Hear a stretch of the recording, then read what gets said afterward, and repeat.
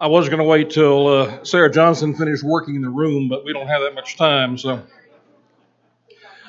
good afternoon and welcome to the September 27th meeting of the Rotary Club of Brentwood. Glad to have everybody here today, and particularly glad to have our current president, Sarah Johnson, back with us today.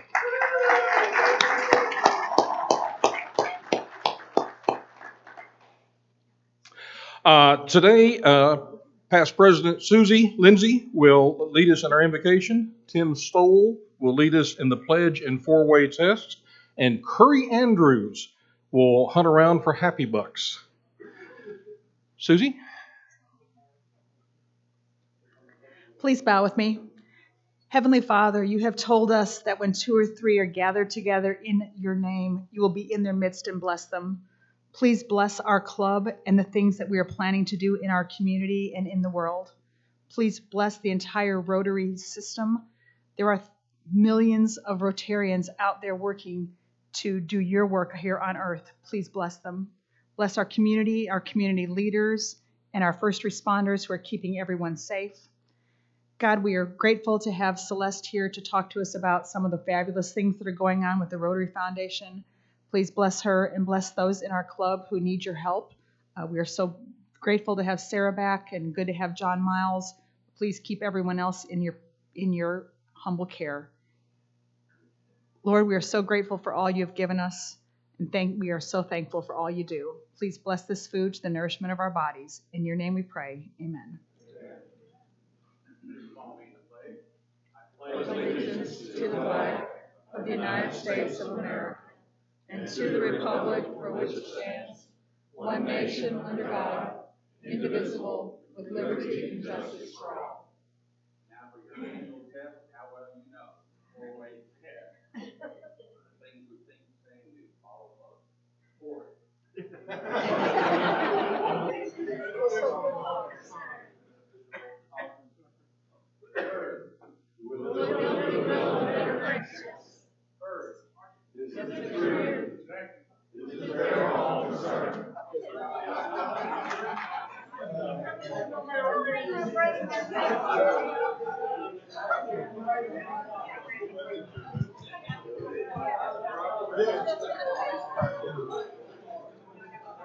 And I think I neglected to mention that Secretary Betsy Crosley will introduce our guests in visiting Rotarians. Betsy?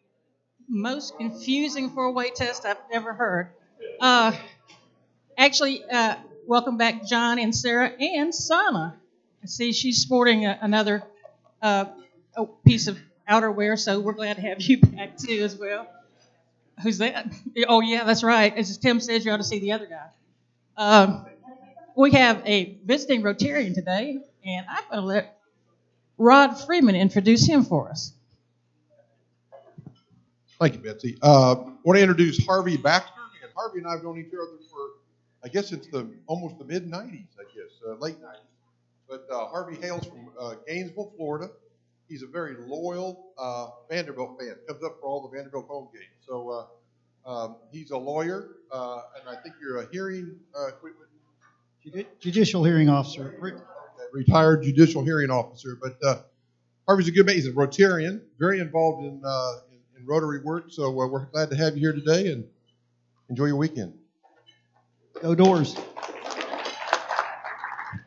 Thank you. That's all we have. So Curry and Happy Bucks. Yes. And as Curry comes forward to do the happy bucks, I do have one request. If you could alternate sides of the room as you raise your hands, I want Curry to get as much exercise out of this as possible. So Thank you, thank you.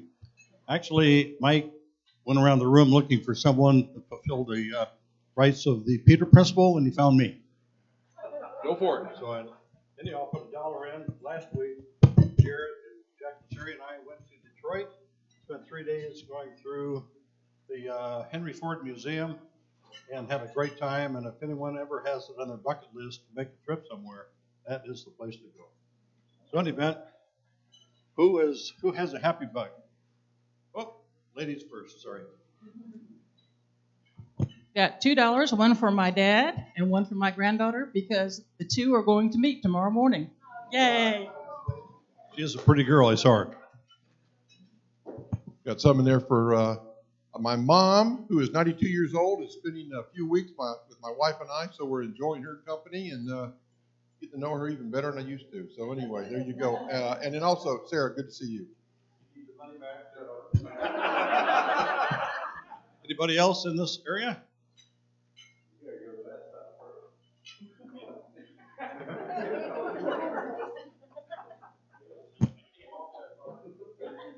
I'm happy taking my oldest son to Disney World next week for the first time, and the first time for me to be there in over 34 years.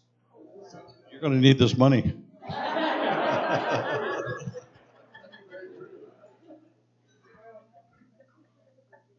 This is for Sarah, and also we'll have a son for 25.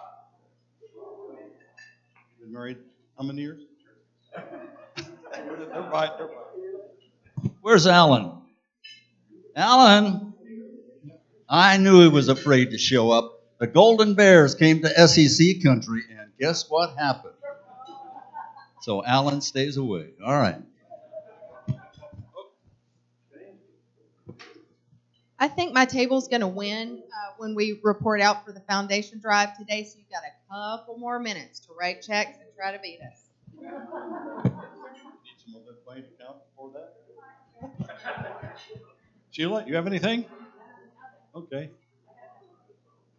Jim? No, sir. Mike, you got anything?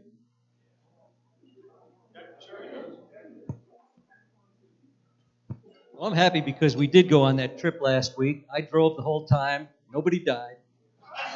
And driving all over Detroit, we didn't see a single AK-47. Good. True.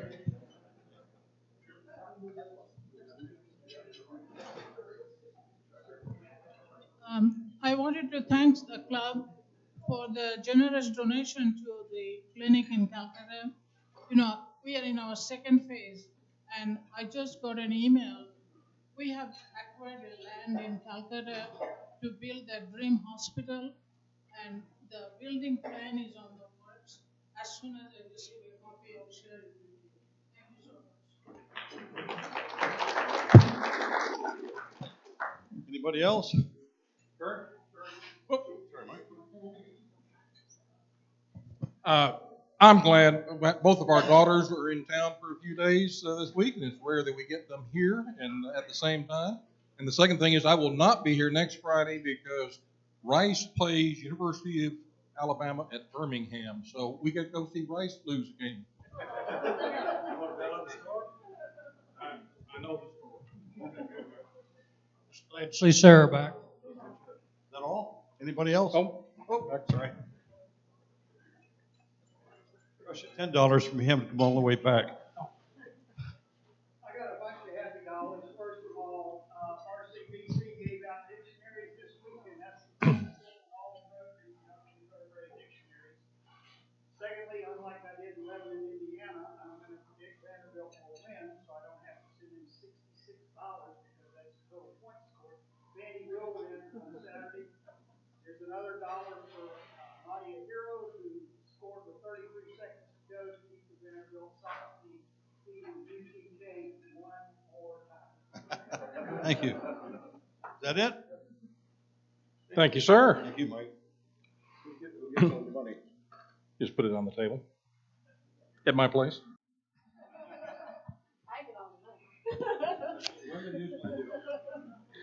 I went to the Department of Motor Vehicles yesterday to get clear title on a couple of cars, and they handled all the paperwork, and then their printer was down, couldn't do anything, said come back. So I went back today Took another hour and a half out of my life that I'll never get back. And they still couldn't do it. They said, come back Tuesday. So I stole their pen. It feels good. And yes, it is the truth. We have many of our members that are. You've got mail. We have many of our members who have issues going on, health concerns right now. So many that I'm not going to mention everybody, but please keep in mind Roger Wheelwright, who has moved out of the hospital and has moved to rehab and will be there for a few weeks. John Stokes is going back in for more chemotherapy. We are so glad to have Sarah with us today, as we've acknowledged. Glad to have her back. And then Sana Robinson is here with a busted wing. But glad to have Sana here nonetheless. Please keep all of these folks and their families in your mind. Another announcement, there will be a board meeting following today's lunch. Board meeting, that applies to some of you, not everybody. Sarah has an announcement. Sarah?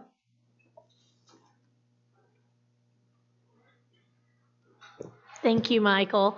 I want to first just say thank you so much to this club and specifically to all of our members and the past presidents. And I've just felt so much love and support from all of you, from the cards and the text and the emails to covering while I've been out. And I just wanted to truly tell you all thank you so much. And it just means the world to me.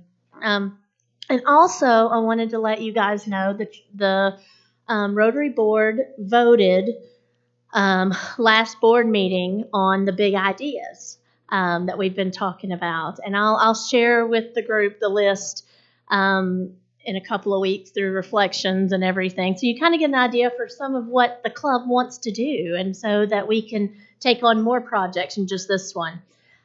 They did approve going ahead with an inclusion park.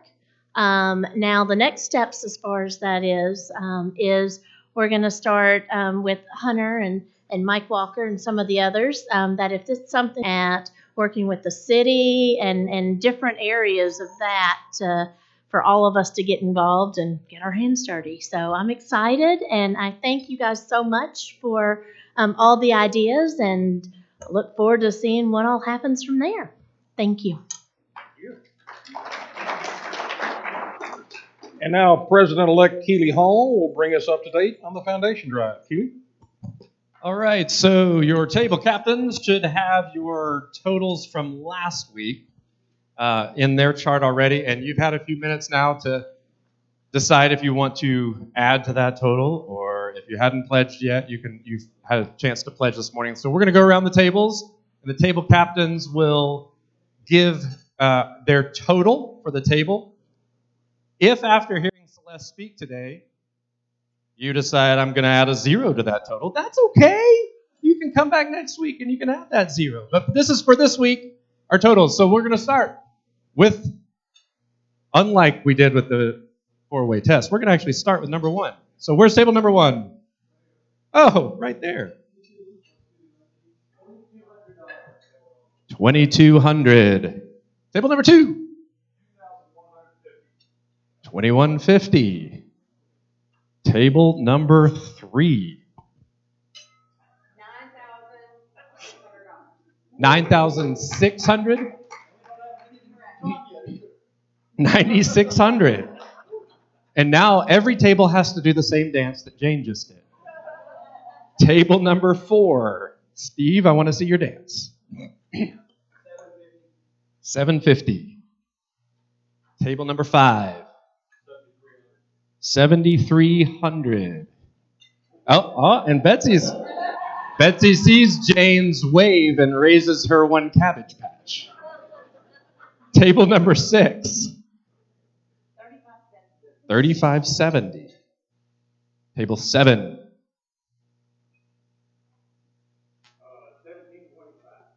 $1,725. Table number 8.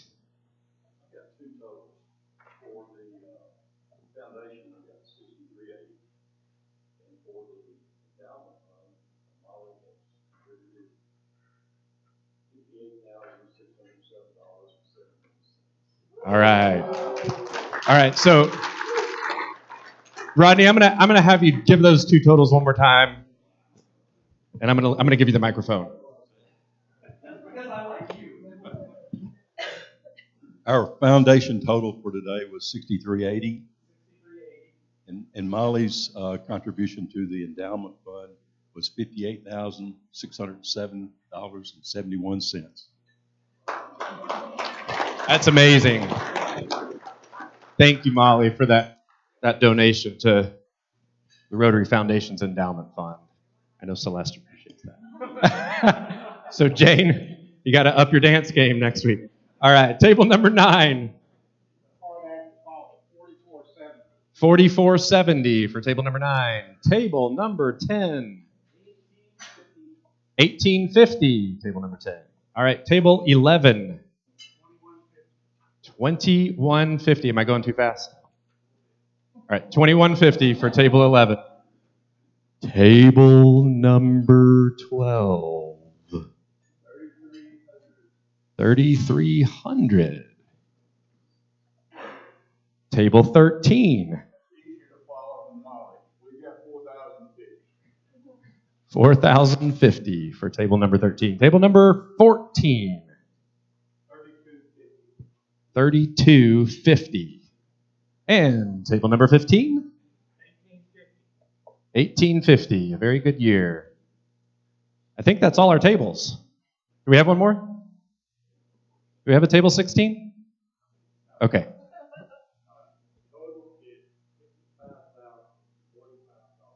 $55,045 for the foundation drive, and that does not include the endowment donation. So that's awesome. Good job, guys.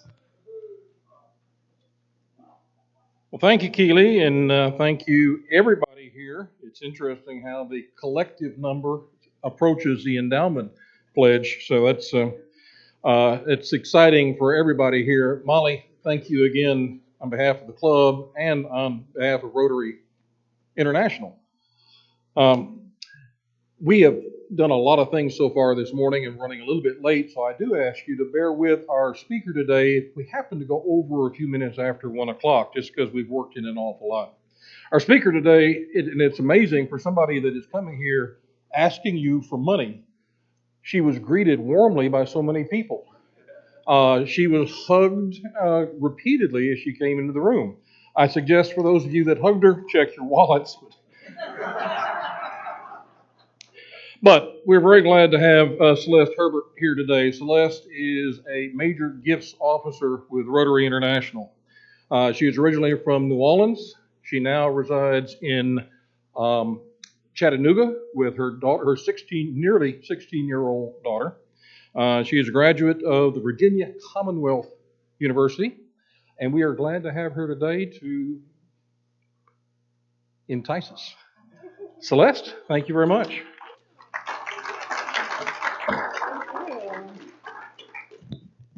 Yes, it's, typically when the district governor comes to speak, the joke is everybody leaves because the district governor's coming, and that's exacerbated a little bit when you're giving a foundation talk. But I feel so honored. Both Sarah and John Miles came to hear me, so thank you guys for being here. Michael, thank you for the introduction and for a lovely evening last night. We had a great time of Rotary Fellowship at Michael's home last night. That was very wonderful. My wife was there. Yes. Jennifer, thank you for setting all of this up. And to everybody in the room, thank you for being Rotarians. We sometimes take for granted that we come to these meetings each week and we're doing it for all of our own reasons, but you are members of one of the world's largest, most impactful, most well-respected organizations. So take a minute and just think like the debt of gratitude your community and the world owes you. And thank you, thank you, thank you. I did go to VCU. My degree is actually in chemistry, which maybe inspired this little creative talk that I came up with for you guys. But we'll try to zip through it a little bit quickly. I don't ever take for granted I'm a major gifts officer for the Rotary Foundation. There's a handful of me around the world. There's maybe 15 of me who get to do what I do to help people who want to invest more to help Rotarians do what they believe in. And I want to emphasize that. The Rotary Foundation doesn't tell anyone what to do with your dollars. You give your dollars to us freely, you spend your dollars. There's no one from head office coming to tell you what you can and can't do with them. We're there to make sure they're deployed in the way that we promised we would spend them, and to make sure that they are safe, that you can trust that your dollars are doing what you want them to. So all that said, I know you guys are very well versed in the foundation. Part of that, I'm sure, is John's institutional legacy here of making sure that you guys understand that connection, but also you're so supportive of us. So thank you for that too. One question, what do you think of when you think of the Rotary Foundation? Anybody? Okay, we got two answers. We'll get to both of those. So yes, first, polio. Amazing, right? Sometimes I tell people I work for the Rotary Foundation, they say, oh, what do you do? And I say, well, we're wiping polio off the planet. And they're like, what? Like, yeah, it's true. But why Rotary? Why are we the ones doing this? And sometimes I ask that question, but y'all have enough knowledge in this room that I'm not going to give you the opportunity to answer. And I'll answer it the way that it was relayed to me by past Rotary International President Ray Klinging-Smith, who told me how Rotary came to this journey. Incidentally, Sunday marks the 40th anniversary of us engaging in this effort. We've come a long way since September 29th, 1979. We are down to polio being in 2 parts of the world, in 2 of the most war-torn areas on the planet. And that is the only place that polio is left as a wild polio virus. That would not have happened without Rotary. But how did we get there? So in 1979, Rotary said, we want to do something that really encaptures the global nature of our organization. And the plague of the universe at that time was polio. There was a new effort made for a new type of grant for somebody to come up with a big idea. You guys are doing that here. And there was a doctor in the Philippines who said, you know, this vaccine's showing some promise. I think we should do it. I'm going to take one of those grants and try to eradicate polio in the Philippines. He did it. He got the funding, and he made it happen. And he came back and said, I think we can do this across the world. And they were like, okay, well, set a fundraising goal. We'll see what we can do. They go to the World Health Organization, and they knock on the door. They say, hi, we're Rotary. We want to eradicate polio. And they looked at him and said, y'all are a bunch of men, because it was only men at the time, who have lunch. Get out of here. And Rotary, kind of with their tail between their legs, walked away and said, but we know this is a problem. We know there's something that we have to do with this. We're going to do it to the best of our ability on our own. So they met that fundraising goal surprisingly quickly. They realized that there was so much enthusiasm for the 1.2 million Rotarians across the world to engage in this that they went back to the World Health Organization. And they said, you know what, we're Rotary, and we're back. And yes, we are a club, we are a networking organization, but we are here to serve. And they said, we have 1.2 million people who want to eradicate polio, and we have the fundraising machine behind us to make it happen. And the World Health Organization said, oh, okay. And they welcomed us to the door. And ever since then, we've been leading the Global Polio Eradication Initiative, and we're down to 78 cases. So how do we do that? We have Rotarians who literally travel to the far corners of the earth, personally vaccinating children all over. We have people in clubs like yours who are supporting that effort, making it possible. And we have paid vaccine teams that actually go out and make certain that we're getting to those really dangerous places that we otherwise wouldn't be able to. So that's a little bit about the polio story. I could do a whole talk on that. I'm sure you hear about it frequently enough, but hopefully hearing kind of the background of it and understanding it started with one person's idea, who then combined with the power of Rotary, Rotarians around the world, and deployed Rotary's resources to do something good. So the other thing when I said, what do you think of when you think of the foundation, Dick?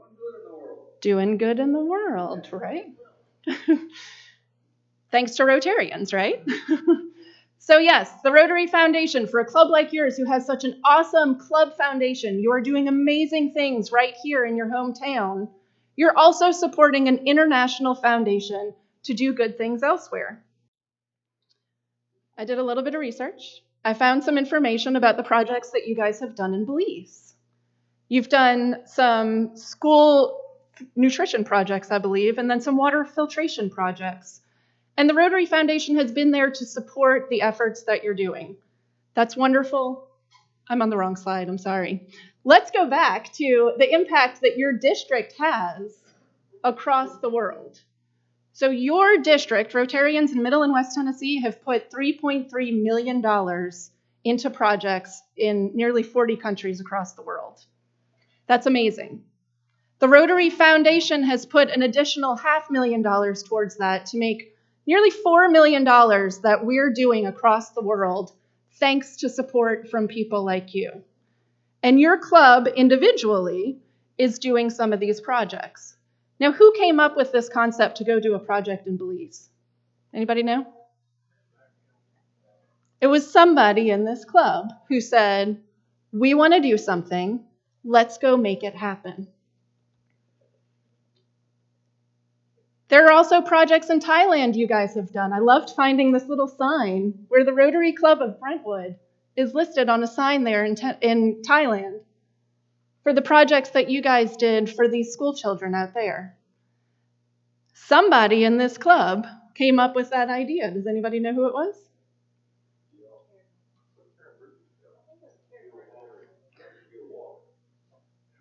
So somebody had the idea, rallied the troops in this club, got you guys to deploy some resources, and did some good in the world.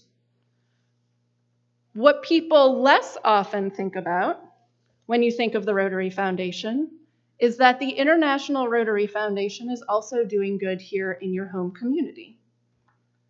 I believe it was last year, Susie's left, but I think it was last year that you used Rotary Foundation funds to work with your Tennessee Baptist Children's Home project. I was in Thailand right after the big typhoon that hit. We did a project there where we put in water filtration systems at about 6 schools. They had plenty of water, but it was all dirty water. And our club, the other club, the club there at the time, they had a few dollars. We put it all together. We got fresh water for the children at about 6 schools in the area. Well done. That's amazing. Thank you. Thank you. Can you imagine what a difference that means to those children? Thank you. The Tennessee Baptist Children's Home. You guys have been supporting them in a number of ways already, and last year you got district funds to make sure you could adopt a cottage, each cottage throughout their facility, to provide a single larger gift than they otherwise would be able to get. Think about the difference that that makes to those individuals. You also use foundation funds to support your schools and your students. Rotary Foundation funds have helped support some of your scholarships that you've done, and that's the Breakfast Club there, but it is still your community that the Rotary Foundation is making sure that students at area schools get a book every single year. These are projects that are made possible because somebody has an idea, rallies your club and your community, and deploys the resources in that way. So this is what we do, right? This is what you do. The foundation is just the vehicle through which we pass money and amplify your ideas to do more good in the world. You're providing the hope, the happiness, the gratitude for people who have come before you, the joy, pride, and as we all know, we need it more and more every day, promoting peace across the world. This is what Rotary's 6 areas of focus with the foundation allow you to do and help you to do every single day.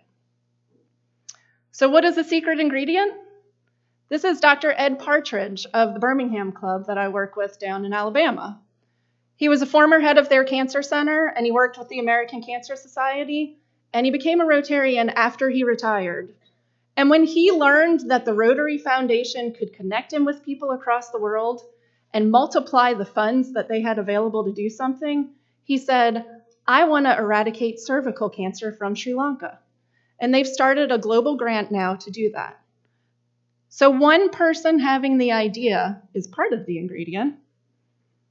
The people coming together and working on problems, bringing your unique skills and talents to the table to say, how do we want to make a difference? And connecting is the theme of this year. Rotary connects the world.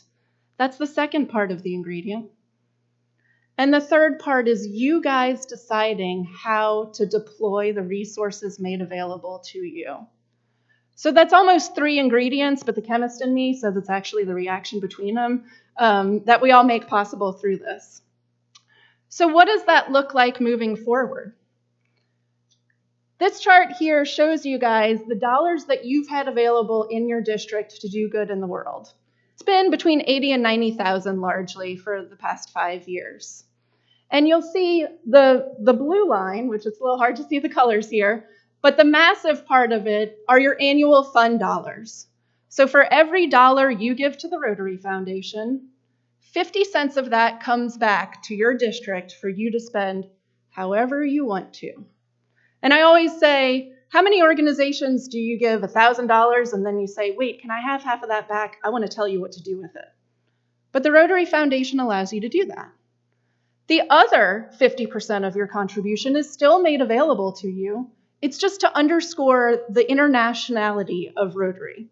And so that's what we say, that other 50%, we want you to find an international way to do that.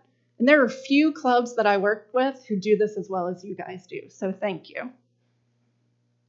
You'll see the bulk of that blue is your annual fund contributions. That's probably whatever you guys are doing over here. I don't know if that's your club foundation or the Rotary Foundation or a combination of both, but that is your annual dollars that you give year after year, and you guys are very generous in doing so.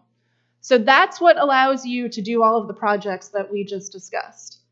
And you might be able to see there's a tiny little yellow sliver at the top of each of these. When I started in this role 3 years ago now, I served 14 districts like yours, and I looked at my list and I said, I have 2 districts that don't have an endowment fund. One of them is a very poor area in northern Mississippi, and the other one is middle and west Tennessee.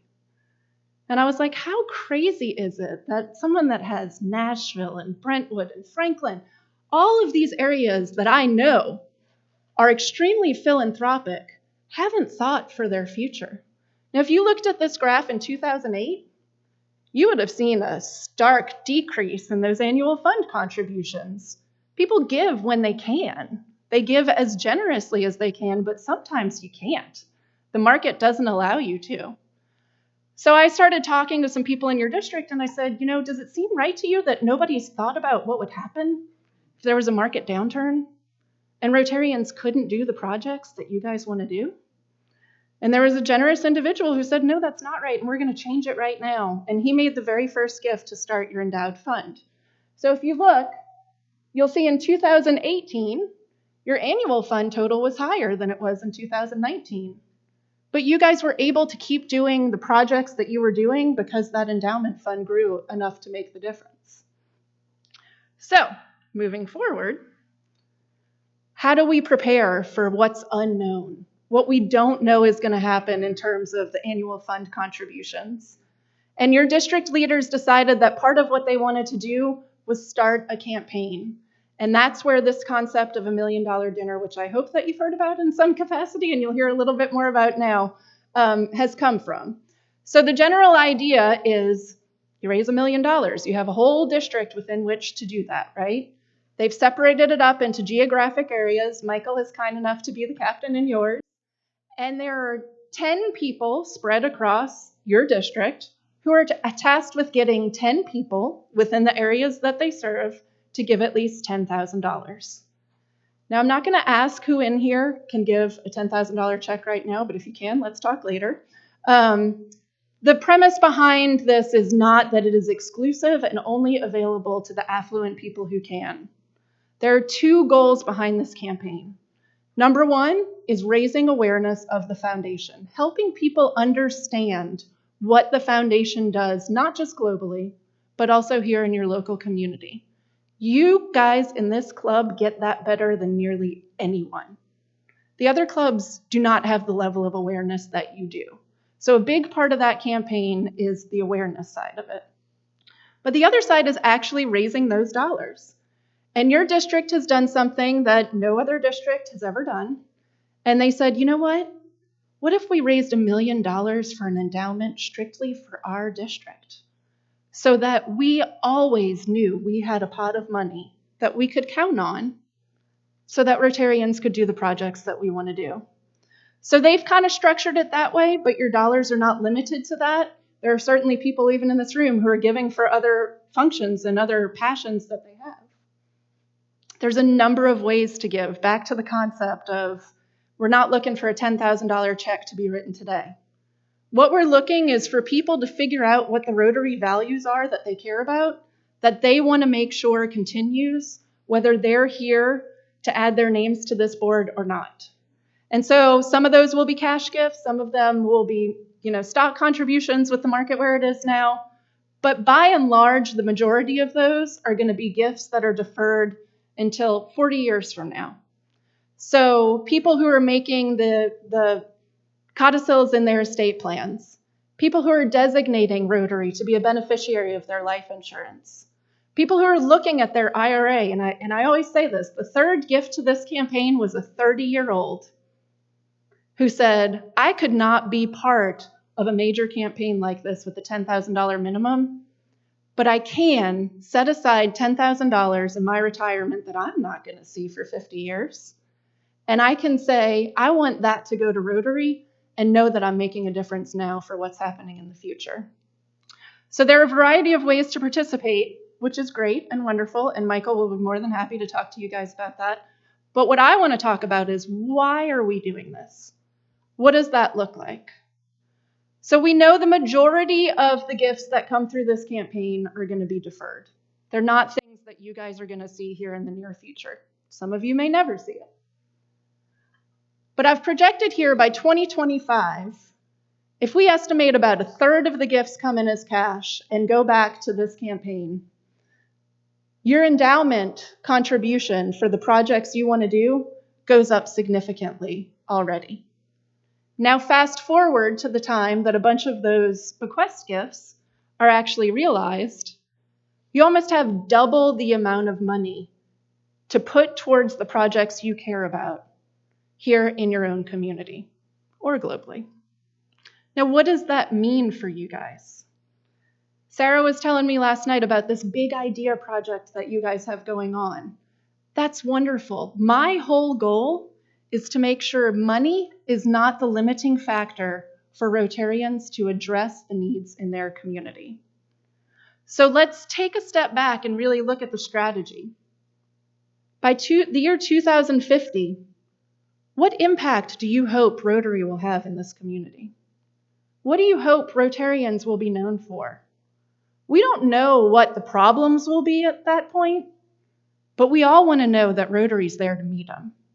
And that is the root of this campaign, is making sure that Rotarians always have what they need to do the work that they want to do.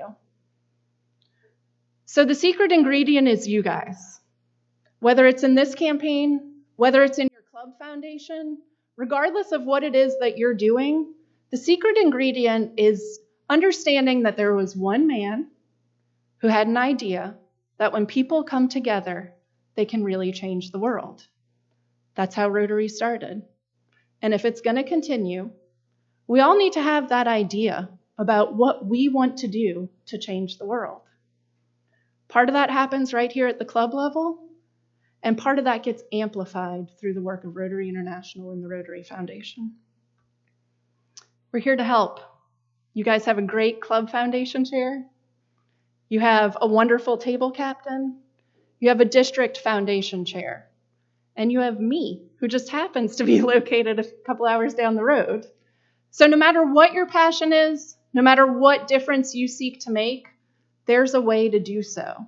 And I hope that you walk away here with two things. Number one is a little bit better understanding, knowledge, and awareness of what the Rotary Foundation does and what its potential to do things could be.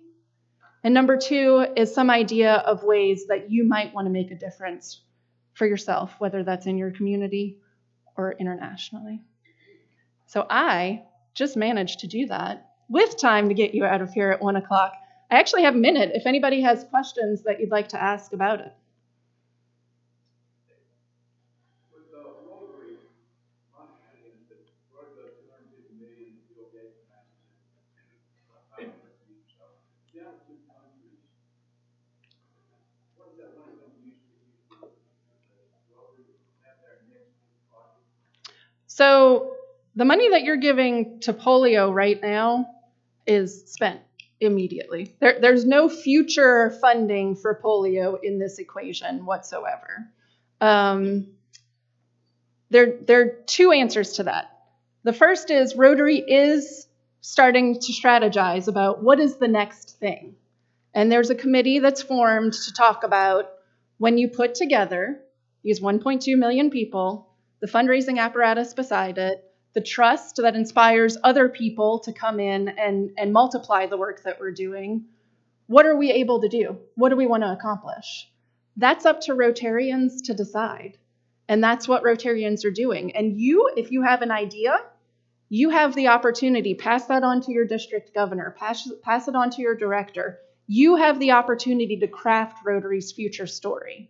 So that's one part of that. The second part, and the reason that we raise so much funds for polio, number one, as I said, we have those paid vaccine teams that go out, as well as the security, where we try really hard to make sure they're safe doing the work that they do in the most dangerous parts of the world. But a country being polio free. So right now, Nigeria hasn't had a case of polio in 3 years, right? We will continue vaccinating in Nigeria, as we're currently doing in Mexico even.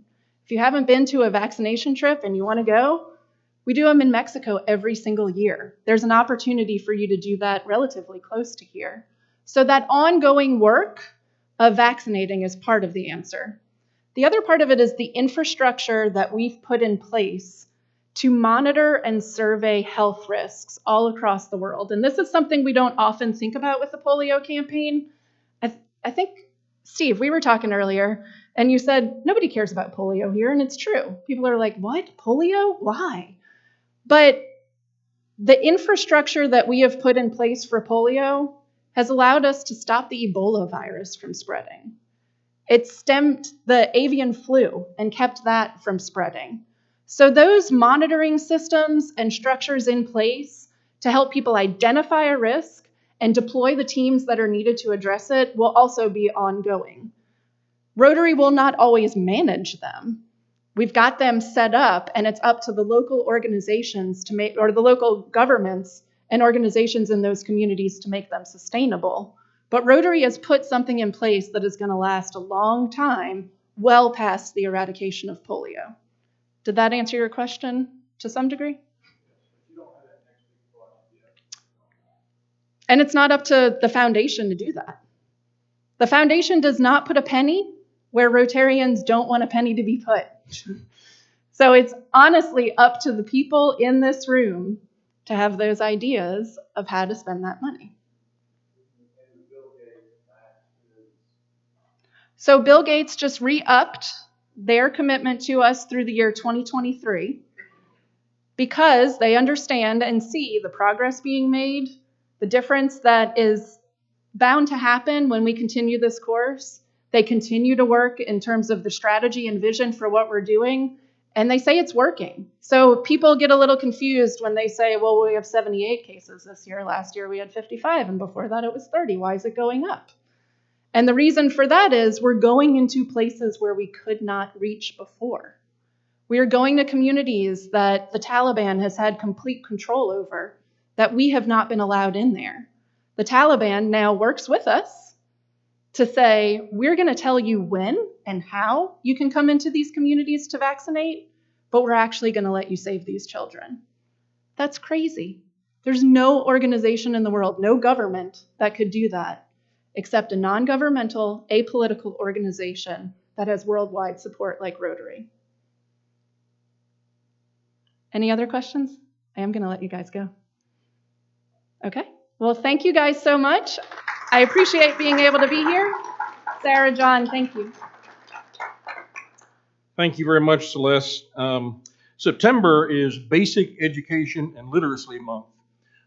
So consequently, we always have a book for our speaker to sign, which we in turn read to various folks that are deserving of that book. I don't have the book because nobody handed me one, but when I do find it, I will use my stolen pen to have you sign it for us if you would. After the meeting today, the board will meet at some place. Just hunt around and find them. Betsy says over here. Are we putting the tables up? We're putting the tables up. You can leave the tablecloths in place. And once again, as always, if you enjoyed today's meal, if you enjoyed today's company, if you enjoyed today's program, tell people about it. Bring your friends, bring your family. Build Rotary. If that's everything for the good of Rotary today, we are adjourned.